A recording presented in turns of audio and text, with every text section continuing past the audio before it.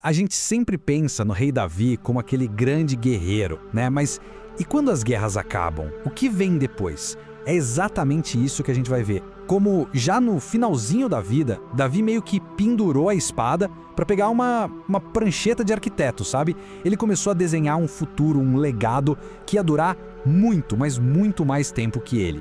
Para entender bem esse plano mestre dele, a gente vai passar por 6 pontos-chave. Primeiro, a criação de um centro espiritual. Depois, uma promessa divina que vira tudo de cabeça para baixo. A gente vai ver também como ele tornou o reino seguro, como um erro terrível acabou definindo um lugar sagrado, o projeto de uma obra de arte que ele nunca veria pronta e, por fim, como ele organizou a nação inteira. Vamos lá.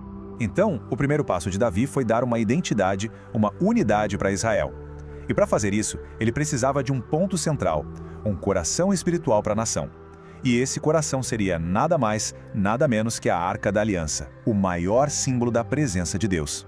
Olha, a chegada da Arca em Jerusalém não foi uma coisinha discreta não, foi uma festa nacional, de verdade, com sacrifícios, música, uma alegria que contagiou todo mundo.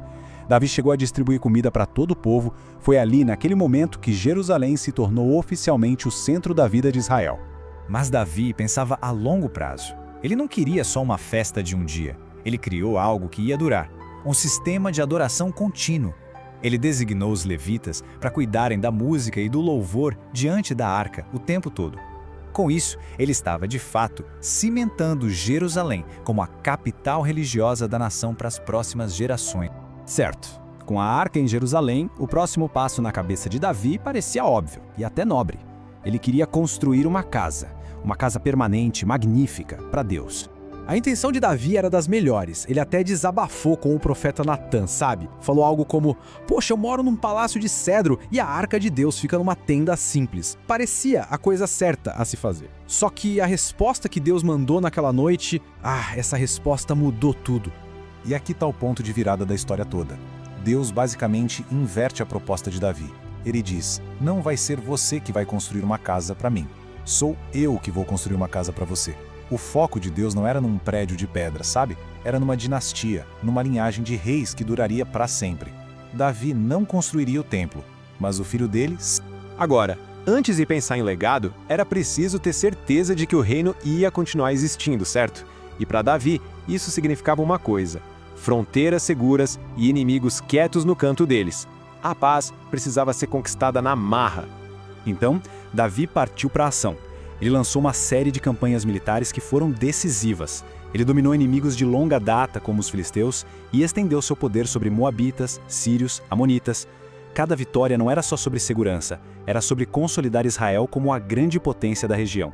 E aqui a gente vê que essas guerras tinham um propósito duplo. Além de trazer a paz, as vitórias trouxeram uma riqueza absurda. E Davi consagrou todo o ouro, a prata, o bronze que vinha desses povos conquistados para uma única finalidade: bancar a construção do templo que ele mesmo não podia erguer. Bom, agora a história dá uma guinada daquelas. Um momento de crise, de pecado mesmo, no reinado de Davi acaba, por uma ironia do destino, definindo o lugar exato do seu maior projeto de legado. O erro de Davi foi um ato de orgulho. Ele ignorou todos os avisos do seu general, Joabe, e mandou fazer um censo militar. Mas por quê? A motivação era confiar na força do seu exército, no número de soldados, em vez de confiar na força de Deus. Foi uma troca bem perigosa.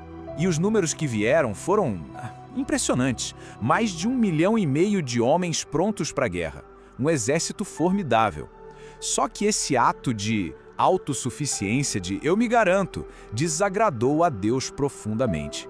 E o julgamento não demorou a chegar. A resposta de Deus veio pelo profeta Gade, e foi dura. Davi tinha que escolher entre 3 punições terríveis. Na sua angústia, ele decidiu apostar na misericórdia de Deus e escolheu a praga. O resultado foi devastador. 70 mil israelitas morreram. É aqui que acontece a reviravolta mais incrível da história. A praga parou num lugar específico, a eira de um homem chamado Ornã.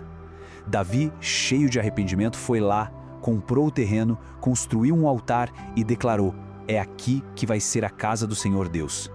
Pensa só, o lugar do seu maior erro se tornou o solo sagrado do seu maior legado. Com o lugar definido e o reino em paz, os últimos anos de Davi foram focados numa missão totalmente nova. Ele trocou de vez a espada pela prancheta de arquiteto e se tornou o grande planejador do templo. Deus tinha sido claro com ele: você derramou muito sangue, você não vai construir uma casa para o meu nome. E Davi, sabendo disso, canalizou toda a sua energia, toda a sua riqueza e sabedoria para preparar cada detalhezinho para o seu filho, Salomão. Ele entregou os planos, os materiais, a mão de obra, tudo. A escala dessa preparação é algo difícil até de imaginar. Davi juntou 100 mil talentos de ouro. Para se ter uma ideia, um único talento pesava uns 34 quilos. A gente está falando de mais de 3.000 toneladas de ouro. Uma fortuna que hoje valeria trilhões de dólares. Tudo separado para um único projeto. E não parou por aí. Ele adicionou 1 milhão de talentos de prata, mais de 30 mil toneladas e tanto bronze e ferro que nem dava para pesar. Basicamente, Davi estava garantindo que Salomão tivesse absolutamente tudo o que precisasse. Não ia ter desculpa para falhar. E então chegou o momento da passagem de bastão. Na frente de todos os líderes de Israel, Davi entregou os planos a Salomão e o encorajou com essas palavras poderosas. Era a transferência oficial não só de um projeto, mas de uma responsabilidade sagrada. Mas o legado de Davi não era só um prédio, por mais incrível que ele fosse. Para que o reino e o templo funcionassem, precisava de uma nação organizada, com uma infraestrutura civil e religiosa muito bem azeitada.